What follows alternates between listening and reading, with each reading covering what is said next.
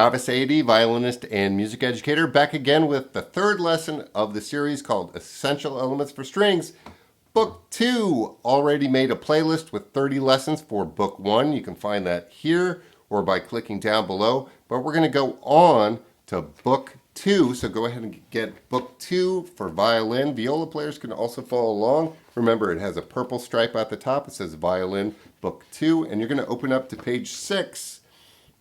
Don't forget, if your violin is out of tune, you're going to want to pause the video right now to tune with the tuner that I told you about in a previous lesson. Here is a review at the top of page 6 of the key of C major. Remember, all the notes in C major are also called natural. So C is C natural, D is D natural, E is E natural, F is F natural. And all the notes in C major are white keys on the piano, like right here. So if you have a piano app or a piano at home, you can check the C major scale to see if you're playing in tune on the piano. So we're going to go on and learn about the time signature of 2/4, which we already know has 2 beats in a measure, and the sound, the articulation of staccato, which means short. And remember, we do that by pulling the bow and stopping it after the note is played. Going on to number 18, scan the notes so you know where the low 2s are. Remember, low 2 in C major is on the D string on an F. Go ahead and find that with me. Play an F. Low 2 on the D string, also called F natural. Good. And low 2 on the A string. Good. Also called C natural. Don't forget about that. All the other notes are going to be on the tape or open in number 18.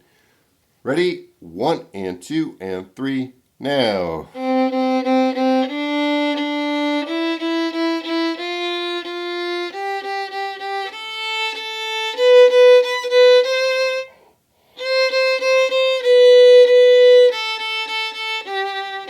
Low 2. One more time. Go. Low 2. Low 2. Lift.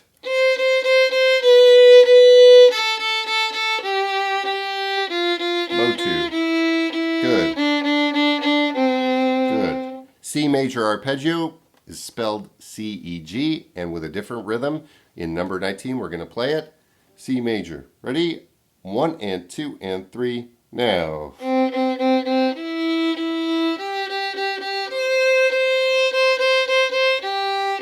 One more time.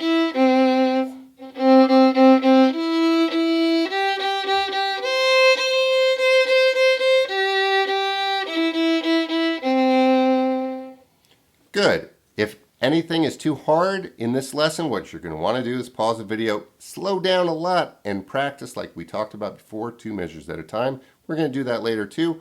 Number 20 now, C major duet. Let's play it twice, where you play the A part twice, and I'm going to play the A part once and switch to the B part. Really listen to see if your F naturals and C naturals are in tune. They need to be low. Ready? C major duet. You play the A part twice. 1 and 2 and 3, go.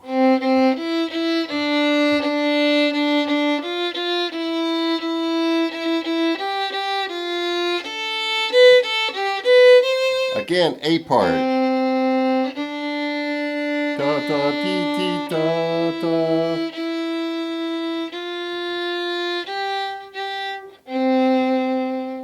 Good.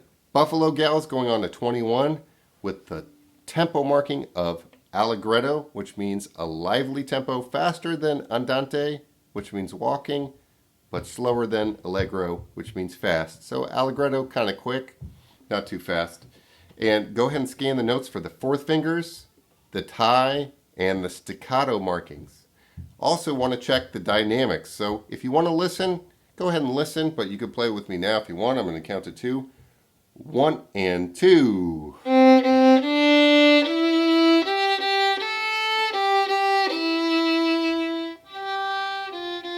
This is soft. Now forte.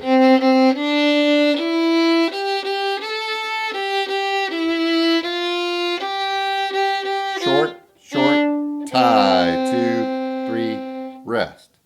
All right, go ahead and play it with me now. Here we go. Everybody's going to try. 1 and 2.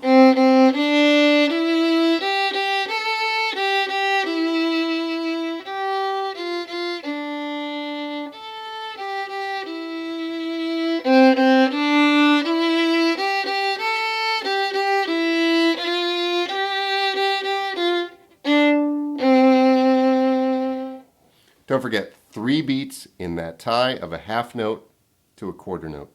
Going on to page 7, you're going to also want to make sure that you know that all the songs on this page are in C major. They have a low 2 on the D string, low 2 on the A string, every song on page 7. And also you're going to see that letter C, which does not mean C major. That's what I thought when I was a kid. That means common time. Remember we talked about this before? Common time is also 4/4 time, the most common time signature. So common time equals 4/4 time, 4 beats in a measure. You're going to want to keep your bow straight and place your bow a little bit closer to the bridge than the fingerboard. And we're going to play the C major scale. Don't forget about the low 2s. Here we go. 1, 2, here's 22. Big bows. Bow straight, low 2. Low 2. Count to 4. One more time now. Big bows.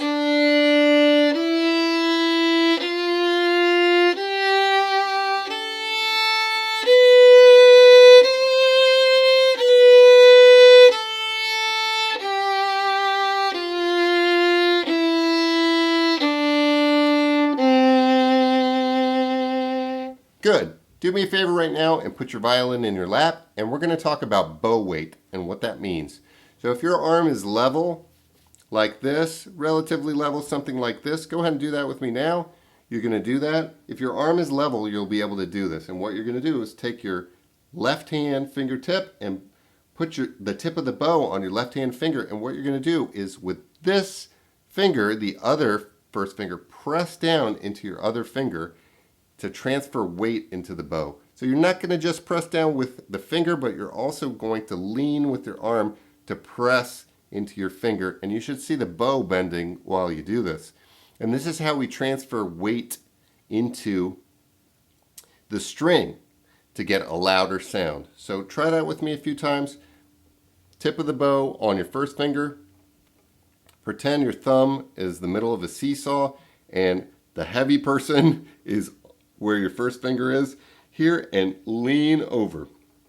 You might need to use your arm a little bit to transfer weight and bend the stick. Now we're going to try that on the open D string. So without any weight, it's going to sound like this. If I lift up my finger, now what you're going to do is take that weight that you learned and transfer it into the string without scratching. So one other way to play loud besides big bows is to get some weight into the string, and you transfer it through your index finger by leaning and tilting that seesaw in this direction while you're playing on one string. Try it on a C, low 2 on the A string. Loud. Push into the string. Push into the string, right? So if at any point you start to hear this, you might be pushing too hard, so back off a little bit, or you need to play with bigger bows to get rid of that scratch. So watch this. I'm scratching, and if I pull the bow faster, I won't scratch. So I'm playing loud by putting my bow 1 inch from the bridge, doing big bows, and transferring weight into the string. Here we go. I know that was a lot of talking, but we're going to go on to 24 C major Mania. Here we go. Try to get that weight and pretend it says forte at the bottom. 24. 1, 2, 3, now.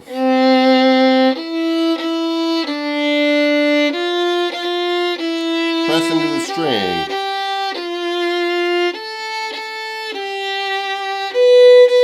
Low 2. One more time. Really loud. Go.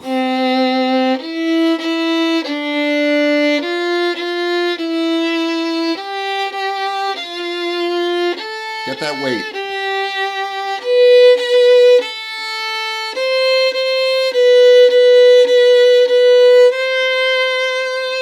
Good. Did you feel it? Did you feel your index transferring weight from your arm into the string? If you didn't, you might want to practice that at home on your own. And what you could also do is try to turn off the light switch with the tip of your bow by leaning your hand and turning off that light switch. This is a little technique that I learned.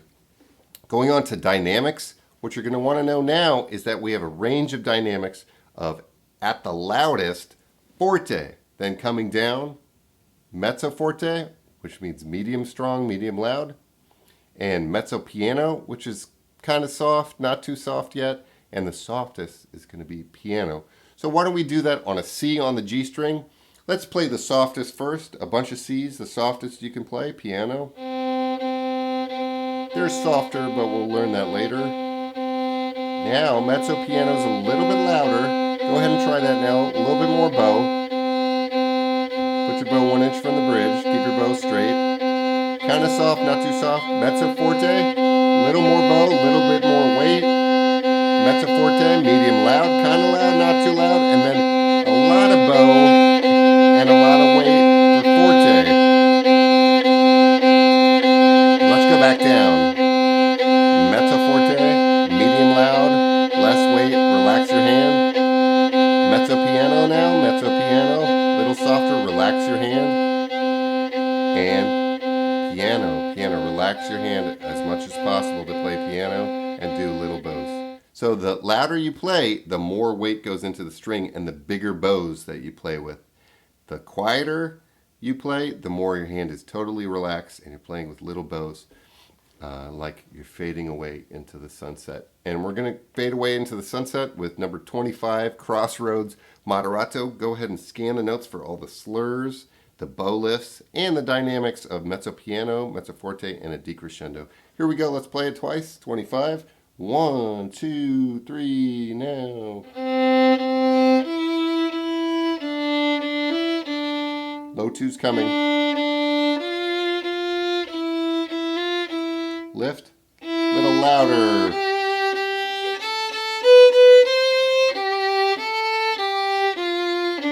One more time. Go. A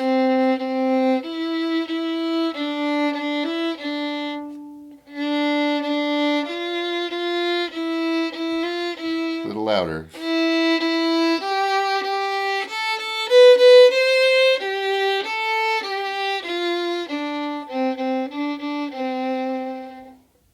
Did you get it? If not, go ahead and pause the video to practice. So a good thing to do is use a metronome. Remember, we talked about a metronome like this while you're playing, and turn the metronome a little bit slower to a tempo that feels moderato, moderate to you. All right, people, if you want to see the next lesson coming up in this series, you're going to want to subscribe to the channel by clicking down below. Hit that notification bell so you're aware of new lessons as they pop up. And you can explore my channel for original music that I wrote and also some gear reviews and other violin tips. I hope you enjoy this one. Thank you so much. My name's Kaveh. I really appreciate you practicing with me all the way to the end of this, and look for a new lesson in a couple days. All right, people. Peace.